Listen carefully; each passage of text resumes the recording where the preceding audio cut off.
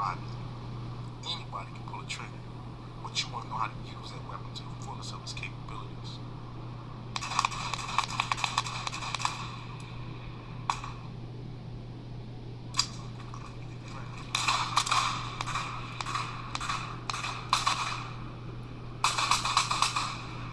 We have the right to defend ourselves. Self-defense is a human right.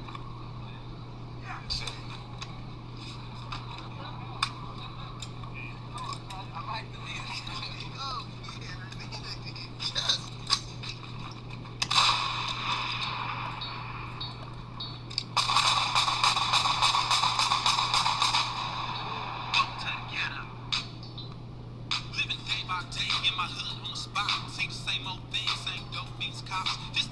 I'll pull up at a light.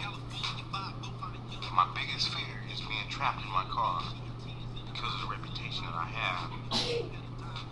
I fear that someone will pull up on the side of me and know who I am, and he'll have that jump. I'll be stuck in traffic at the light and can't get away.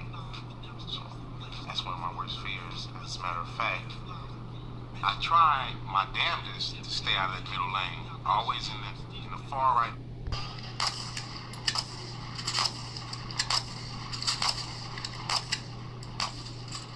Each gang member in each gang in LA are individuals. I'm an individual. No one in my set is going to tell me what to do or how to do it and when to do it. There's no leader.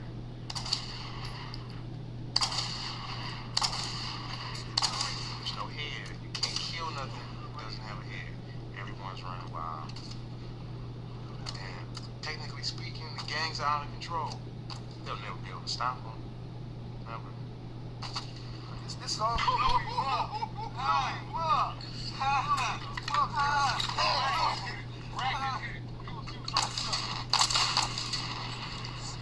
perfect shit. 45. Once you disarm the community, you be throwing rocks at tanks like the brothers and sisters in Palestine and South Africa. So, we ain't gonna never disarm. Case in point, we'll never disarm. We have a right to bear arms.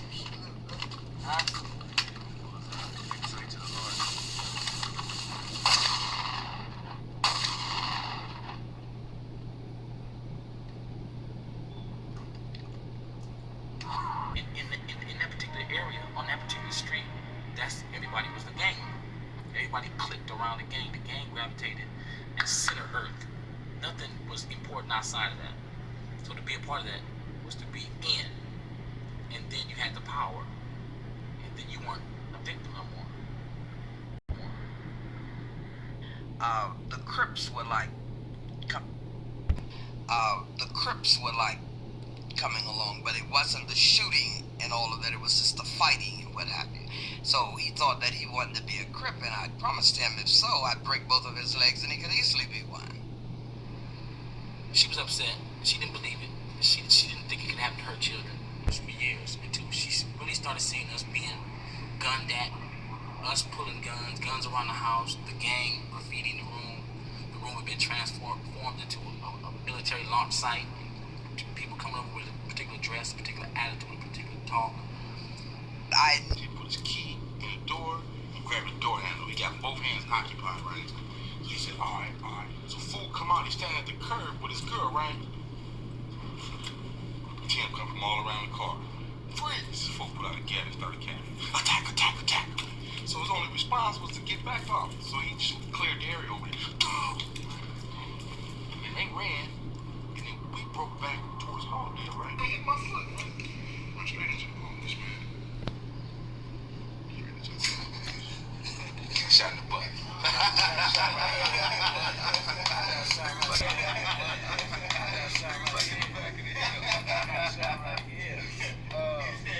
Back of my thigh, man. Shit.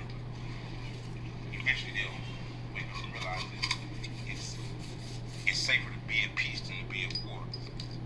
I mean, I'd rather be able to walk down the street safely and not watch my goddamn back, as opposed to looking at this car and wondering about this car, or looking at this dude over here and wondering why he's looking at me hostile. I'd rather just be able to chill without having to worry about some silly motherfucker my brother, this my brother, this my brother, this my brother. Something happened to him, I'll go back for revenge. Something happened to him, I'll go back for revenge. That's what a true homie do. I hope they'll do the same thing. I know they'll do the same I like to thing. say this too, though. Just because a nigga from m8v3n, for anybody said, they don't necessarily mean they your homeboy just because they from your neighborhood, right?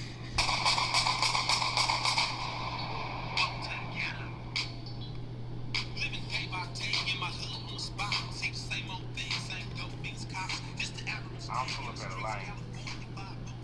My biggest fear is being trapped in my car because of the reputation that I have.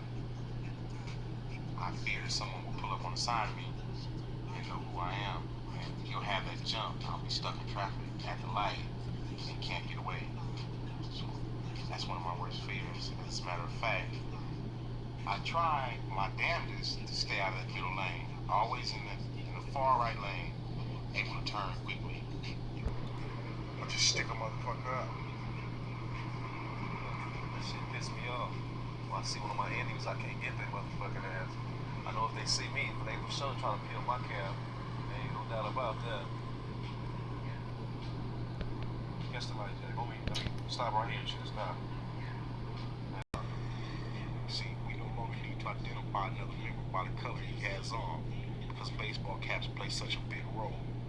We have the T for Texas Rangers, which stands for Trey. We have the G for Georgetown, which stands for Gangster. ETG, A-Trey Gangster. His hat's gonna tell me the story. You know, sometimes you do things that may be against your better judgment. Even something as simple as stopping for a burger can turn into a gun battle. There's been a lot of tragedies on this corner many days, especially in the 80s. Plenty of people have been and got hurt. I'm one of them had to learn the hard way. But I'm lucky I'm still living, you know what I mean? I'm just up here slipping, really. It was supposed around the alley was having a gang fight. I was up here ordering. I know shit about it. Got caught up in the middle. They ran around here with a weapon. They chased, of course I broke, you know what I mean? That I had no weapon. They chased me down. One brother was like trying to, you know what I'm saying, get at me, or how people do in the streets. We couldn't get on a good understanding. One of his homies standing next to him just pulled a gat out and shot me in the jaw, hit me right here. My tongue came out through my neck. I tried to run, but when I started running, hit my nerve and knocked me out, but I was on my feet days. That's when he shot me in my back. I ran back this way, because after they came through here, I ran that way. They chased me back this way.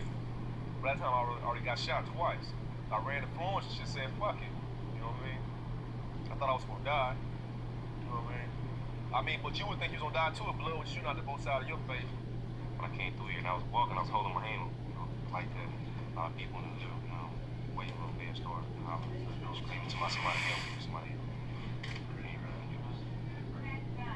Neck wounds are very, very serious. All his wounds are very serious, frankly. He's had a collapsed lung. A lot of gang members do die here in AR.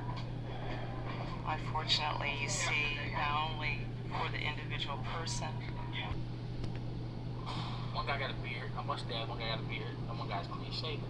But they're not dressed like gang members. I don't see no bulges where they might be off. So the guy walks up to me and he says, "Aren't you Monster Kody?" So I said, "Yeah, I'm Monster Kody. I'm m8v3n Gangster. What's up?" And the guy reaches in his coat. He has a pea coat, but he can't get through to the gun apparently because it's the button. And when he reaches in his coat, Lil Hunchy runs and leaves me. When I look towards Lil Hunchy to the left and look back, the guy shoots me in the stomach. Shoots me in the stomach, point blank range, no closer than you and I are, and blows me against the wall. And the impact of the bullet, it doesn't really hurt me, but it surprises me. The force of it blows me against the wall, and just out of survival, out of the instinct, I rush towards him, try to grab the gun, and he shoots me in the left hand, and my hand hits the wall like it's blown off, where I don't look at my hand. So now I know it's time to go. I turn around and try to run, and he shoots me in the back. The bullet that hits me in the back knocks me down on my face, and I'm dazed. So now I'm getting up on my knees, and the guy kicks me in the stomach, kicks me over. So I have no alternative but to put my leg up, just try to shield the shot, and he shoots me 3 times in the left leg, and then they run off. Well, Lil Hunchy, he ran the entire block, and he comes back, and he asks me, "What happened?" Well, damn fool, I'm shot. That's what happened.